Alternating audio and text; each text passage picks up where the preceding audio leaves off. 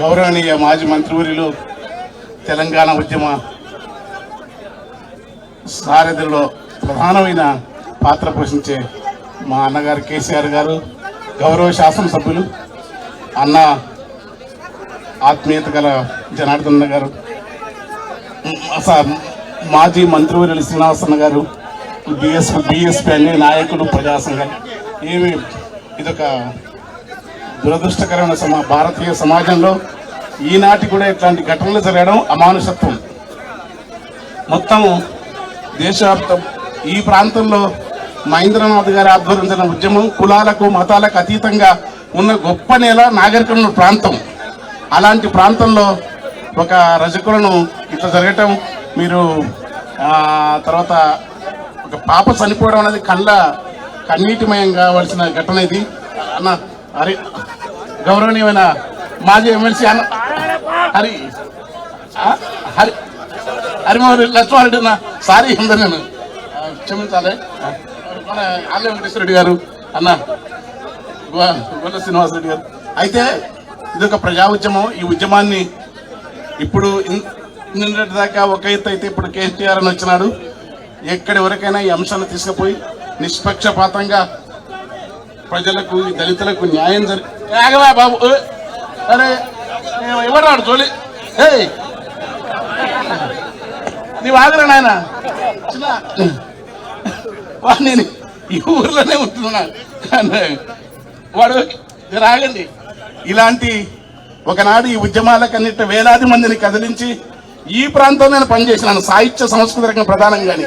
ఇక్కడనే మనము ఛాయ తాగితే గ్లాసులు మైలబడి పోతాయంట, మనము మొక్కితే దేవుడు మహిమ పోతాయంట, మనము గుళ్ళె కడుగు పెడితే గుడినే వెలివేస్తారంట.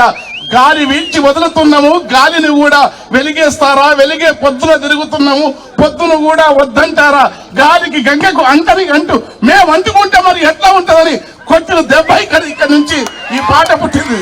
ప్రపంచవ్యాప్తంగా మేము తల వంచితే గర్వం అంట, తల వంచితే వినయం అంట, తల ఎత్తితే గర్వం అంట, తెల్ల బట్ట గడితే నేరం, తెలివే మన పాలిడ శాపం అని రకరకాల ఉద్యమాలకు నేపథ్యమైన ఈ ప్రాంతం నుంచి అన్నగారి సెలవుతోనే నేను ప్రజా ఉద్యమాల కవిత్వం నుంచి వచ్చిన కేటీఆర్ అన్న సెలవుతోనే ఇక్కడ పెద్దలందరూ సీనన్న వీళ్ళందరూ సెలవుతోనే ఎమ్మెల్సీ వచ్చినని మీ ప్రాంతపు మనిషిని. ఈ ఊర్లో నా ఇల్లు ఉంది, ప్లాట్ ఉంది.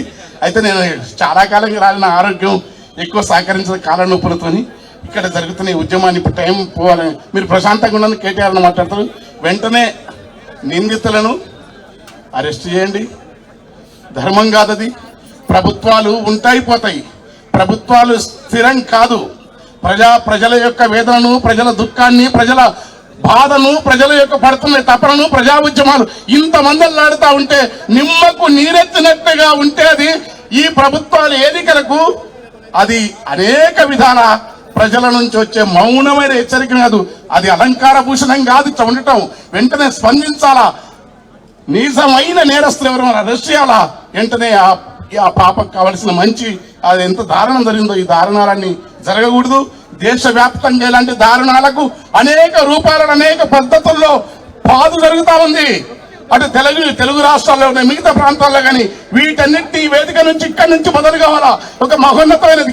ఇక్కడ కులాల సమస్య కాదు, మానవ ప్రవృత్తిలోని ఆధిపత్యము, అధికారం, వెరిసిన బలోన్మత్తమైన అహంకార పూరిత స్వభావం ఈ దేశంలో తరతరాలున్న వ్యవస్థ ఒక మనిషిని తక్కువ చూస్తే ఈ వ్యవస్థ కూకటి వెళ్ళతో ప్రకటించవన్న మహాసింహ అంబేద్కర్ ఆలోచన మేరకు ఒక మహోన్నతమైన మానవీయ సమాజాన్ని లేకుండా చేసే కుట్రలో భాగంగా జరిగే ఘటనలు ఖచ్చితంగా మనం సీరియస్ గా ఎదిరించాలా.